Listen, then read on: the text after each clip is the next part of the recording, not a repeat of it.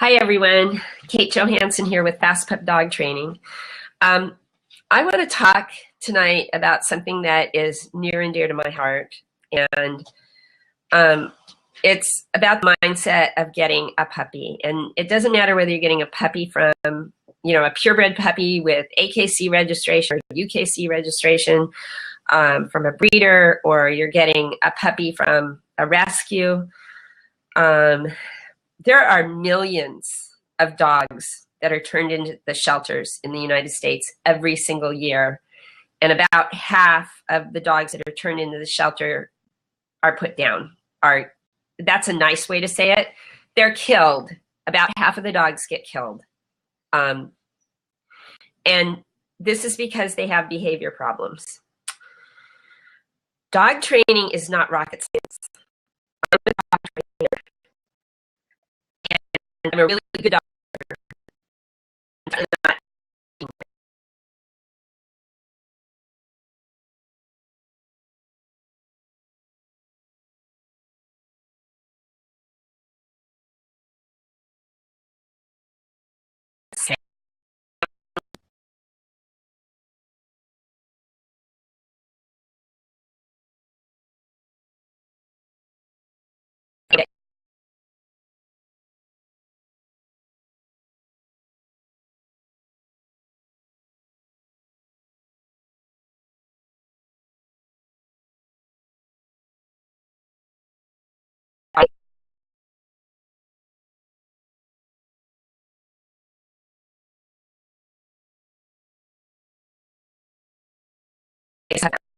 Because I just had the feeling that it wasn't going to work out.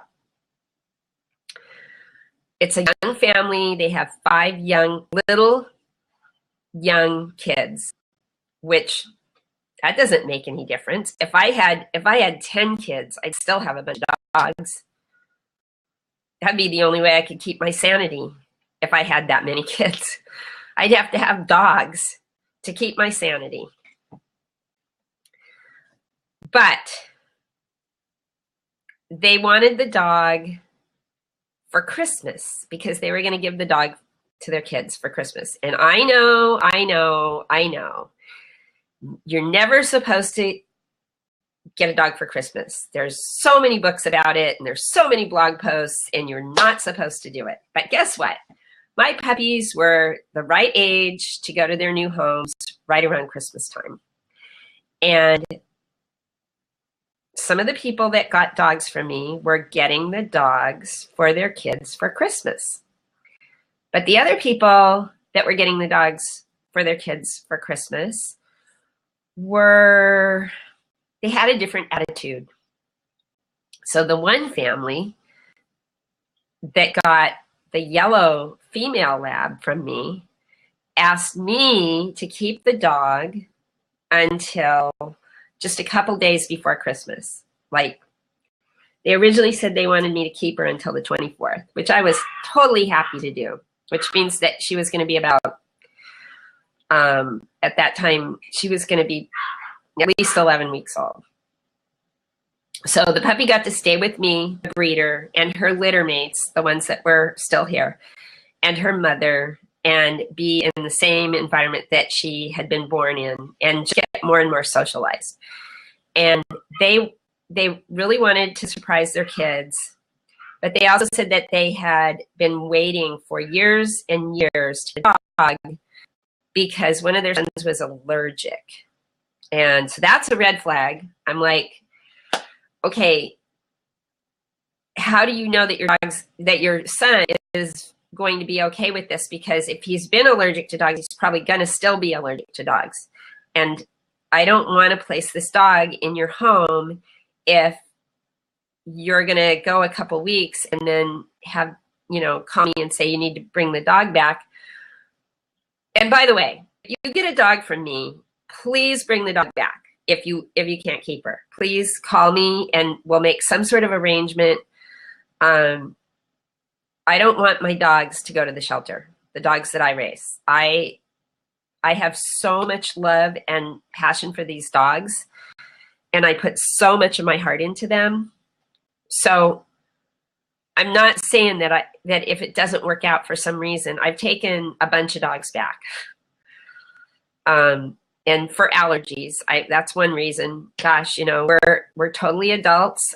We just got married and we just bought a house. And to complete the beautiful picture of the house and the marriage, we need a dog, even though we're allergic. But they didn't tell me they were allergic to dogs. And so the next morning, they called and said, oh my gosh, we couldn't sleep. We were sneezing all night and we don't think this is going to work out. So we went and got the dog. And that's fine. I mean, it's not fine, but I'd rather come and get the dog than have the dog be passed from one family to the next, and ultimately end up in the shelter or worse.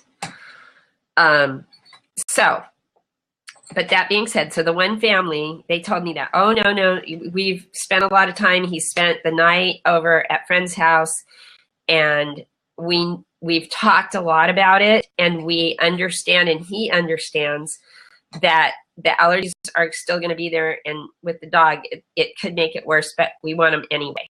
We want this dog anyway, and we're fully prepared. And we have a fenced yard, and we have a house, and we're established, and we've given this thought for 12 years now.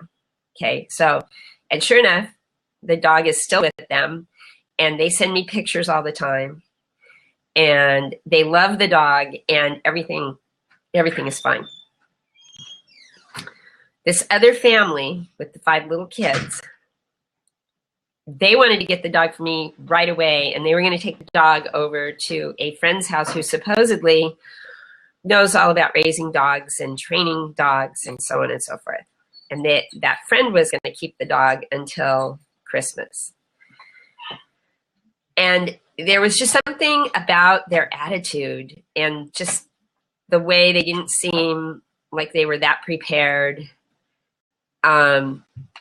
I can't really even put my finger on it. I just had this sinking feeling. And like I say, the only reason and they had not had dogs ever in their marriage, and she hadn't had a dog like ever. And the kids had never been around dogs. And there was just something about it. And sure enough, so I get the text, and then after that, the phone call about it. And also they couldn't afford the dog. That was another one. So my friend, it was her niece that was friends with these people, raised money to pay the fee for the puppy. And they had a little bit of money into it, but most of the money was raised by friends. So that was a red flag for me, because if you can't afford to buy the dog, then how are you going to afford that care? How are you going to afford training? How are you going to afford the things that you need to do with this dog? And when people can't afford something, it's usually turns out to be, you know, if I can't afford something, it's just not that high on my priority list. If I can't afford it, can I really, if it's life or death situation, can I afford it? If it's a big enough priority, then yeah, I'm going to be able to afford it. So, this is going to be just short. I'm really just talking to my future puppy buyers here. I got a call a couple weeks ago. I've had several calls from people that the U.S. isn't their country of origin. They're from Southeast Asia generally, one of the countries over there. And those countries are not necessarily big dog lovers, let's say. And the one couple lived in a condo, which is not necessarily the best situation, but they had a little teeny tiny backyard with a little patch of grass back there. And I thought, okay, that doesn't entirely rule it out, because I have clients that live in condos that have their dogs, and they're great. They're great dog owners, and they do everything they need to do. They move heaven and earth to make sure that their dog gets what they need. So that doesn't automatically rule it out. But the first lady that called she wanted a dog. I mean, she really, really, really wanted a dog. but she also was really worried about getting the dog because she didn't know if she would be able to handle it. And she really wanted the dog for her little girl. And every time she said she wanted the dog really passionately, at the same time, she was really worried about it. So I said, look, and she had never had a dog in her whole life. Her husband had had a dog when he was a little boy. And I said, so what you guys need to do is you need to come out on March 16th or whatever the date was. I'm going to be out in a city close to you, and I'm going to have puppies with me, and I'm going to be meeting some dog training clients who each have one of the puppies from the last litter, and they're going to be about 5 months old. So I want you to see what it's going to be like to have your puppy when your puppy is older. So that sounds like a good idea. And I thought, dang, I'm good. Wow. So she kept following up with me, and it was great. And I kept complimenting her about, wanting to investigate really well before she made this decision. And so she and her husband and their beautiful little girl came to where we were meeting, which was this beautiful open space, private property, but it's a club membership that they both have memberships to. And so we were able to go in there, and we were going to do an off-leash walk with our dogs, and especially those 2 5-months-old that I'd been showing them how to train and stuff like that. And I had my newborn puppies, which she was interested in, with me, and I laid a blanket out, and I got Mom out and told her to sit, and then I started putting the puppies, and I think they were 2 weeks old at the time. I have videos of it on YouTube, of them being with their mom, and the kids that own the older puppies were there playing with them and stuff like that. So when I brought Tina, the mom of the puppies, out of the truck, she ran over real enthusiastically and shoved her chest right into the lady's legs, like, hi, I'm so excited to see you. And she almost jumped on her, but I said, don't jump on her, because I'm not supposed to let my dogs jump on people. I'm a dog trainer, right? And the lady was terrified of my Tina, who is the sweetest, mellowest field lab you could ever imagine. Around the house, she's just a dream to live with. All my dogs are maniacs out in the field, and that's what I want. But around the house, they're just couch potatoes. But they get excited when they see somebody new. And especially if the people that they're seeing seem a little, I don't know, just different, off. And I'm not talking about culturally, I'm talking about just the way they behave around the dogs. So the wife and her husband and the little girl were all terrified of Tina. So Tina went, and the lady kind of stuck her hand out and like was going to touch her. And then she put her hand back, and she kind of winced, and she kind of stepped back. And then Tina went to the husband, and he kind of jerked back a little bit, and he kind of winced too. And then Tina turned and kind of put her chest into the little girl, and her nose was like coming about right here on the little girl. And the little girl was absolutely terrified of Tina. And I thought, oh my goodness. And then I let my Australian Kelpie out of the truck, and I let Ruby, the mother of the puppies that I was there to help train, and we were going to go on an off-leash walk. And Ruby is 6 years old, and when she's out in the field, she is a raging maniac. She's very well trained. If I tell her to sit, she sits. If I tell her to go over there and sit on whatever, she'll do that right away, no questions asked. But she comes off the truck with sparks flying from her toenails. And she is all about, where's something to chase? Where's something to go fetch? And she's bouncing. And she is just this bundle of energy. And Spanky, the Australian Kelpie, is also very energetic in a little bit different way. She's a herding dog, but she loves to retrieve too. And all of my dogs are all about fun. I love fun dogs. I love dogs with a lot of energy.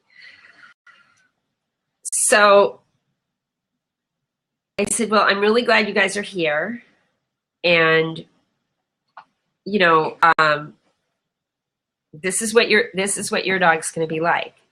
And you're going to have to take your dog out to places like this.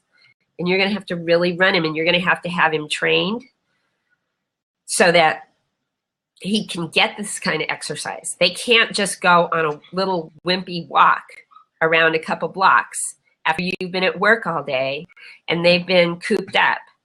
These dogs need exercise, which means they have to have training. And you have to be creative about where you can take the dogs and not get in trouble when you let them off leash.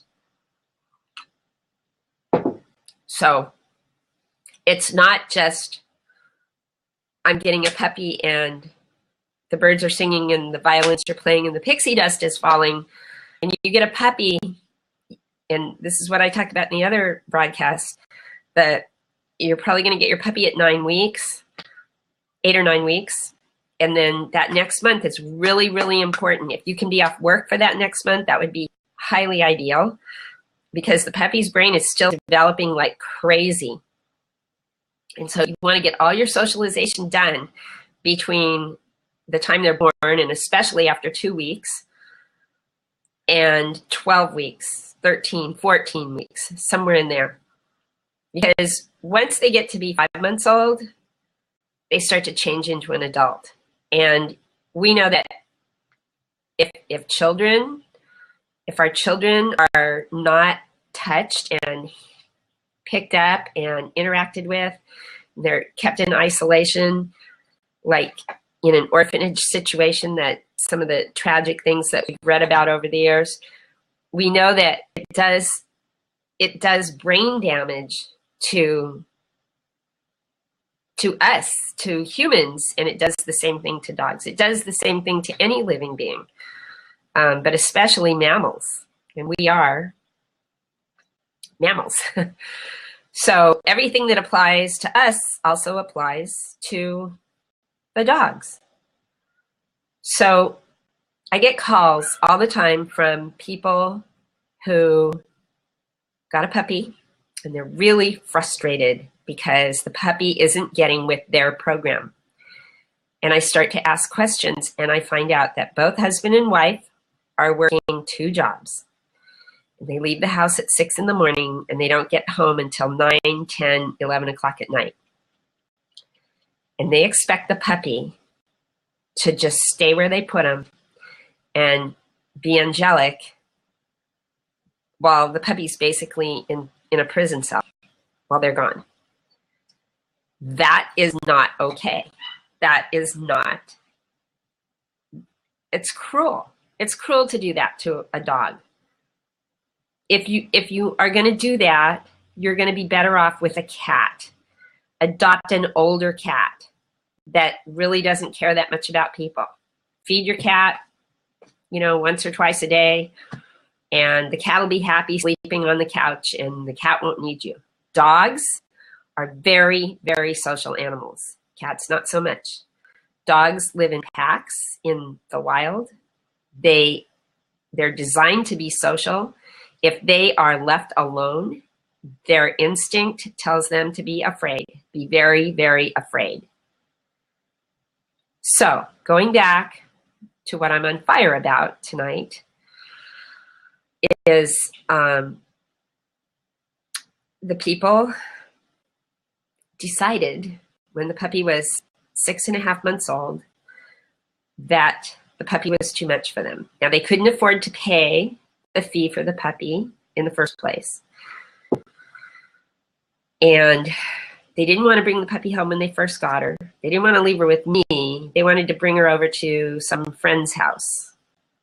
I don't really know what that was about, but I got some video that was sent to them from the friend of the dog interacting with her husky. So that was That was a little bit reassuring, because at least the puppy got to stay with somebody who was a dog person for the first couple weeks after leaving here. And then I got a picture of the dog with the family right after Christmas. And I thought, okay, I think this might be okay, maybe. I hope. And then nothing. Didn't hear. And then all of a sudden I get this text. And with my puppies, I send my book, just called Is Your Dog Driving You Crazy? My book is a very small book. I think it's like 80 pages. And it recounts a lot of the cases that I've dealt with over the years as a dog trainer, people trainer around dogs, coach, dog training coach for people. And when she called, she had apparently read my book. She quoted some things out of it. And in my book, I mentioned that I'm the kind of person that needs dogs, because I was talking about the story about Lily, the German Shepherd, that I got out of the shelter in Henderson. And I talked about how she wasn't a good match for me. But I trained her, and I got her a really, really good home. I didn't take her back to the shelter. And from that, I learned that I need, and this is what I talked about in the book, I need to have a list whenever I go to shelter to get a dog of what I need to have so that I don't make that mistake again and get a dog that doesn't match my personality. So on my list when I got Spanky was, the dog needs to be ball crazy. The dog needs to love to retrieve. The dog needs to love to play. And it would be really nice if it were a small dog, because I have medium to somewhat large dogs. And it would be nice if it was like multicolored, like, I don't know, like an Australian Shepherd or an Australian cattle dog, or something that's like white and brown and black. And of course the priority was, I need a dog that loves to play, that's ball crazy, that is just really excited about life. And down at the bottom was the stuff about color and size. And so I got Spanky. Spanky, are you here? Come here, baby. Come here. Okay. So come on, get up here. Spanky's an Australian Kelpie. And I keep doing this to her. Show everybody your cute little ears. She's a herding dog, and she's just about exactly the same size as an Australian cattle dog, any of those breeds. Her ideal weight is somewhere in the high 30s, maybe low 40s, pounds-wise. So she was a little bigger than what I wanted. She's also all black. Every bit of her is black. But you know what? When I saw her, I was walking by, I didn't notice her at first. She was jumping up higher than my head, and she was barking right in my ear, and she wanted my attention, and she wasn't going to settle for anything less. And I had been in fact, I was volunteering at the shelter at the time. So I went in 3 or 4 days a week. I'd never seen her. I had never seen this dog, and she had been there for 20 days, and I had managed to never meet her. I think somebody was keeping her in the back or someplace, hiding her because maybe they wanted her for themselves. I don't know. But I managed never to see her in the 20 days that she was there, even though I was a regular visitor and participant at the shelter. And I turned and looked at her, and I went, oh, wow. And she was in the kennel run with 2 other dogs. So there were 3 dogs total in there. The other dogs were just kind of like, eh. And it's a very stressful environment. So at the shelter, you don't always know completely what your dog's going to be like out of the shelter. If they're a little, but this dog, Spanky, she didn't care. She might have been stressed out, but she wanted out of there and she was happy even under those circumstances. So I got one of their little slip leads and put it on her. And she immediately clamped onto it and did this happy growl. And she was playing tug, and she was going clear across the aisle and slamming her body into the wall, and then back across the aisle, slamming her body into the gates and the fronts of the kennel lens. And this was back and forth. And she was pulling me so hard that I could barely hang on to her. And I loved that. And so I took her in the evaluation room and I threw a ball. I brought some toys. I threw a ball and she ran. And she not only ran to it, but she pounced on it. And she grabbed it and then she ran past me like she wanted to play keep away, which is fine with me because all that mattered to me was that she liked to chase things and retrieve things. So anyway, that was in 2007. She was 9 months old approximately when I got her. And so she'll be 10 years old this year.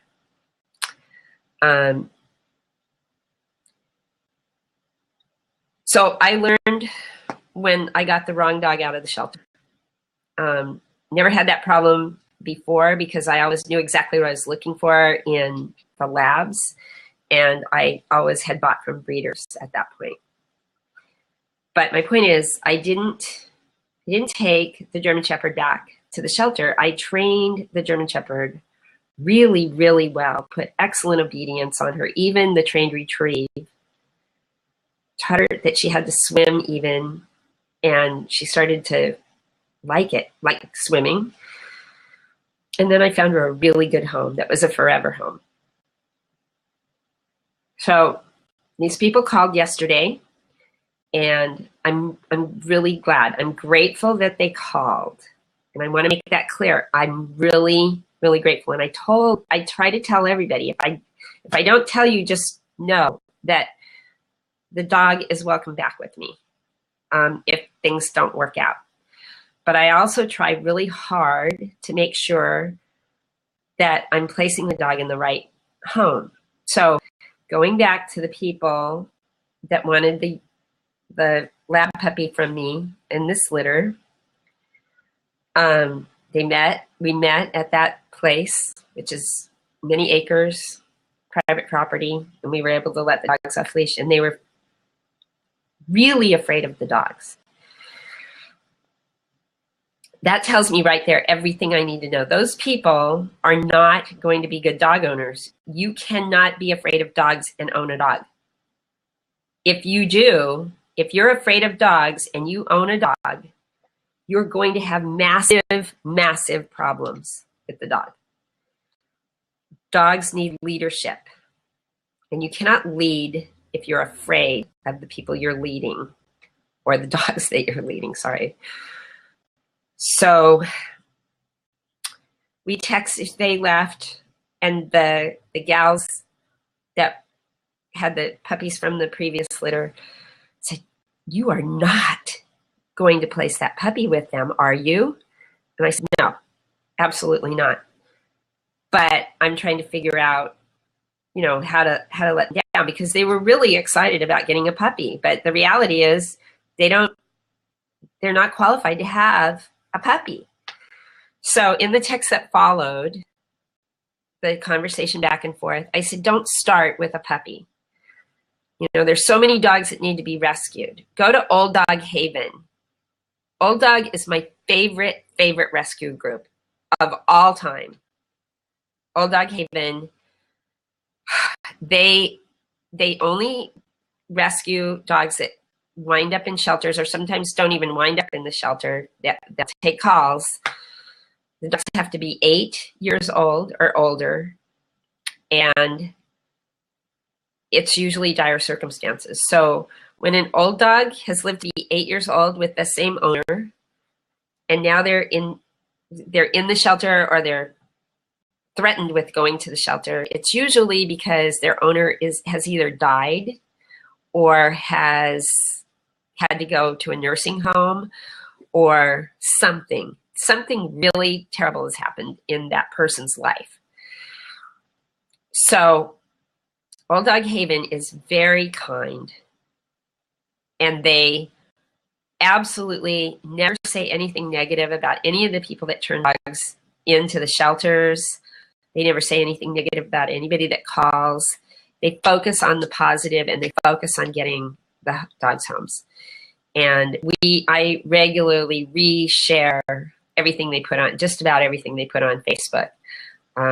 And they help out shelters down in Oregon, and they help out shelters all over the Northwest. And then they have what they call, what do they call them? Final refuge. They have final refuge homes where people foster the dogs, and they commit to fostering the dogs until the end of their life. And so Old Dog Haven helps pay for veterinary expenses and stuff like that, if somebody's willing to foster them. So they're my favorite rescue group, charity, whatever. And I suggested that she look through them and start with an older dog that isn't, doesn't have all that energy still, and that's been really well socialized and been around people for a long, long time. Or go to Labrador. If you want a Labrador, go to Labrador Retriever Rescue, which is part of Purebred Dog Rescue. PSLRA, Puget Sound Labrador Retriever Association, here in the Northwest. Wherever you live in the country, they're there, okay? So then I got another call just last week, so it's been about a month. Got another call from a woman that had the same accent from the same area. And I can't be sure, but I am tempted to think that they know each other. So the second woman said that they have a fenced yard on a creek in a really nice town up north. And I thought, okay, cool. So I called her back, and I started asking her questions, which is what I do when I'm thinking about even talking to you about getting a puppy from me. And I said, well, I'm going to be up in your area this weekend. What's your schedule like? Oh, well, we're going to be around. Okay, well, I'll bring the puppies by your place, because I wanted to see her place. I wanted to make sure that I was really talking to this person that had the fenced yard on a creek in this fabulous town. Oh, well, right now we live in a condo, but we have the keys to the property. We just bought it. Oh, this is not sounding good. Have you ever had a dog before? No, I've never had a dog, ever, my whole life. But my husband had a dog when he was a little boy, and he's like the dog whisperer. So I kept asking questions. Why do you want a Labrador Retriever? Da, da, da, da, da. And she started getting really annoyed with me. I mean, really annoyed.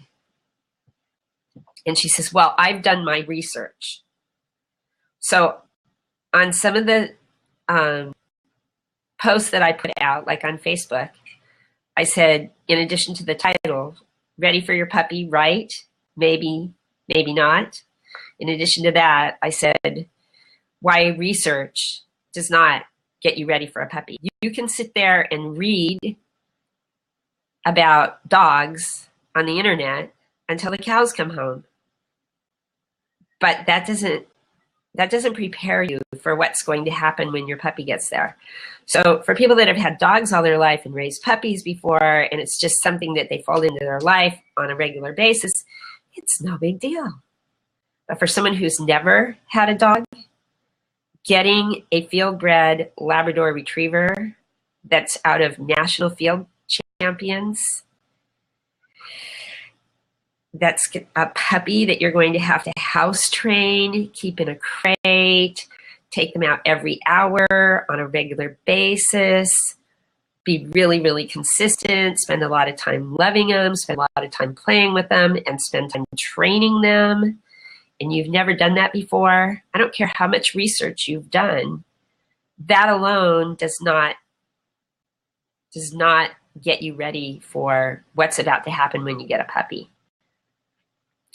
So going back to the first couple that came and saw my dogs and the puppies from the last litter that are 5 months old now, and the puppies from the new litter, which at that time were about 2 weeks, part of that conversation was, in addition to looking for a rescue and going through Old Dog Haven or Labrador Retriever Association, I recommend that you do equine therapy. Something that's on, I literally said this, it's something that's on my bucket list. I want to go do that someday.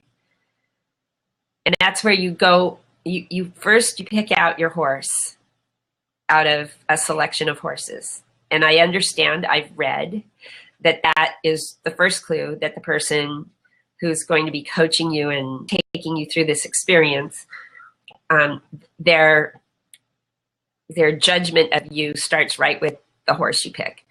And then without a halter, a lead line, any equipment on the horse, you need to learn how to get the horse to move with you across the arena or wherever it is. And you don't get to have sugar cubes or apples or carrots to give a horse. You just have to learn how to work with the horse. Now, horses are a lot bigger than dogs and they're prey animals. Whereas dogs are smaller and they run packs and they're predators and they chase things like horses and deer and in the wild. But I suggested that to her, and I know I can't say I know, but I highly doubt that they will ever do that. Because if they were afraid of my 40-pound Labradors, I can't imagine that they would enjoy going and hanging out with 1,000-pound, 1,200-pound horses in a situation like that.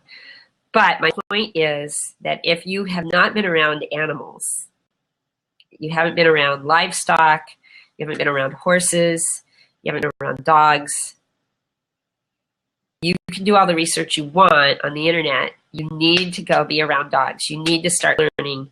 And a puppy may not be your best choice in that situation. There are so many dogs that need homes, millions, and millions of dogs are put to death every year because there are no homes for them. So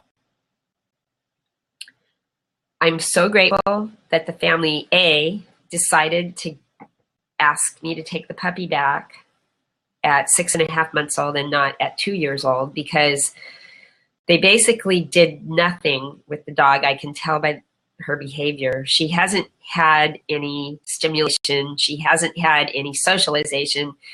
And now she's a big dog. And so she's like a lot of dogs that I work with clients for training. I know what to do. It'll be okay. And it hasn't been so long that I'm sure I can bring her back into the fold. And my plan is to get her excited about retrieving and then train her for hunting and then place her in a hunting home. I have found that people who hunt with their dogs are almost always, in my experience, are some of the best dog owners, because for some reason people who hunt have resources and they have beautiful homes, and they hunting is very expensive, and it's something you don't normally, people don't hunt because they're poor. They hunt because they have the resources to be able to get out to that land and do what they need to do, get all the licenses and do what they need to do to be legal. And they spend the money on getting their dogs trained if the dog's not already trained. And they're just great dog owners. And that bond is so much better, so much more with somebody who hunts, because they're actually training their dog to do these really sophisticated things. And they're spending a lot more time with their dog before they go. And then when they're out there, then they have bragging rights. And so it's just really great for the dogs.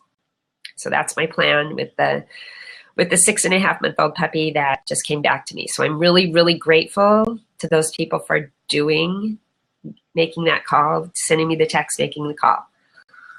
And I do not mean to be judgmental at all about the fact that it didn't work out. And it really is, it's my fault. The only reason I placed the puppy is because it was my best friend's niece's friend, and I was being lobbied, and I didn't, it's my bad. I screwed up. I should have interviewed those people a lot more and made some suggestions, just like I did with the people that I just described, that were thinking about getting a puppy out of this litter that I have now. So, you know, everybody involved in the situation kind of screwed up, but ultimately it's my fault because I'm the breeder and I placed the dog with somebody that I had not a good feeling about. So anybody who gets a dog from me, if for whatever reason, allergies, you're moving from one town to another, you're moving across the country, you're moving into an apartment and your landlord won't let you have the dog. Though I hear that stuff, when I worked at the shelter, people would write why they were turning the dog in. And it's like, well, we're pregnant, we had a baby, so we have to get rid of the dog, so we're bringing it to the shelter, or we're moving across country. If I move across country, my dogs are going with me. If the landlord won't let me have my dogs, I'm not moving in. If I had a baby, which that's been years, but if I had dogs and I was going to have a baby, then do you know that kids are much healthier if they're around livestock and dogs and cats, that it's really good for their immune system. And usually kids have, from what I've read, kids have fewer problems with allergies and asthma and all that kind of stuff. So I said I was going to keep this short. I really want this message to get out there. And thank you so much for watching and hearing this. You don't even necessarily need to be watching, just off in the other room listening to this. But if you're getting a puppy from me or from anywhere, even if it's the shelter or another breeder, and it doesn't matter what kind of dog it is, if it's a Chihuahua, Australian cattle dog, a Labrador Retriever, an English Mastiff, 200 pounds when they're grown, Pit Bull. It doesn't matter what kind of dog you're getting. They're all dogs. They're all going to have the same issues. They're all going to have the same needs. They all need to be brought along and have a lot of interaction when they're really young. And they need to have the ability to, for a puppy, they need to go out every single hour without fail. And for a very mature dog, you know, they need to be let out every 4 hours. And I know dogs can develop the ability to hold it for 8 hours while you're gone to work. Okay, I've known a lot of people that had dogs that had to do that because we have to work. But a puppy can't hold it for 8 hours. It's not going to happen. So, and trying to train your dog to go on a pee pad in the house, you're going to come home to torn up stuff. The puppy locked in a room or locked in a crate, anything that's in there, they're going to tear up because they're bored out of their mind and they're scared. If you leave your dog in the laundry room and close the door, don't be surprised if you come home and the drywall's been ripped out. I've seen it many, many, many times. If you leave your dog loose in the house, if it's a young dog, and you go away for hours and hours, your flooring can be torn up, your furniture can be chewed up. You've seen the pictures of the dogs with the torn up couches, you know, and they're always humorous, but it happens.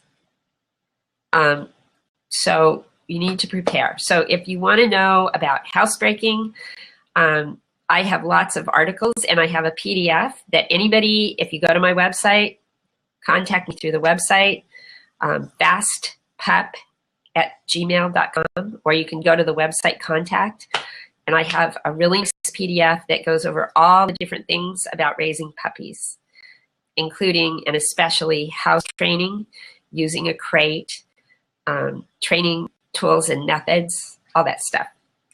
It'll tell you everything you need to know.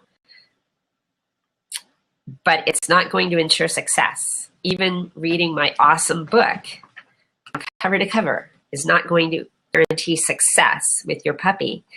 It has to come from here and here. It has to come from your head and your heart, and you have to really, really want that dog and love that dog and be willing to develop the dog. Okay, thank you so much for watching and listening, and I'll see you down the road.